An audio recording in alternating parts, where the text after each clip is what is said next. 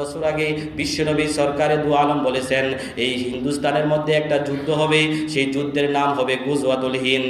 গুজওয়ায়ে হিন্দের মধ্যে যারা শহীদ হবে, বদরের যুদ্ধের মধ্যে যারা শহীদ হয়েছিল, বদরের যুদ্ধের মধ্যে যে সমস্ত সাহাবায়ে কেরাম শহীদ হয়েছিল, ওই সাহাবায়ে কেরাম যেই মর্যাদা লাভ করেছে, সওয়াব লাভ করেছে, হিন্দুস্তানের মধ্যে যেই যুদ্ধ হবে ওই যুদ্ধের মধ্যে ফলাফল এই দাঁড়াবে, ওই যুদ্ধের ফলাফল এই দাঁড়াবে, মুসলমান জয়লাভ করবে, মুসলমানদের বিজয় হবে।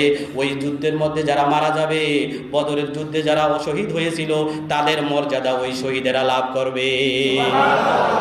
এই যদি হয় মুসলমানদের ইতিহাস, এই যদি হয় মুসলমানদের ইতিহাস, বন্ধুরা রে আমার, কোনো হতাশ হওয়ার কারণ নাই। লা তাহজান ইন্নাল্লাহা মা'ানা। ইহুদিরা, খ্রিস্টানেরা, হিন্দুরা, বৌদ্ধরা যত রকমের ষড়যন্ত্র করুক না কেন, মুসলমান একটু আল্লাহর পথে ফিরে আসো। ফাফিররু ইলাল্লাহ, ফাফিররু ইলাল্লাহ, তুবু ইলাল্লাহি তাওবাতান নাসুহা।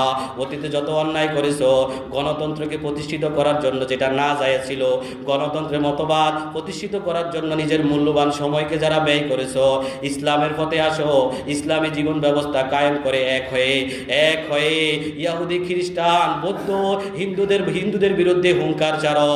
আজও মুসলমান যদি হুঙ্কার ছাড়ে, বেদিনেরা ফলাইতে মাটির তলে যাইতে বাধ্য কিনা কথা বলেন। আমাদের কাজ হলো একতা। কথা বলেন কি ভাই? একতা। ওয়াতাসিমু বিহাবলিল্লাহি জামিআ, ওয়াতাসিমু বিহাবলিল্লাহি জামিআ।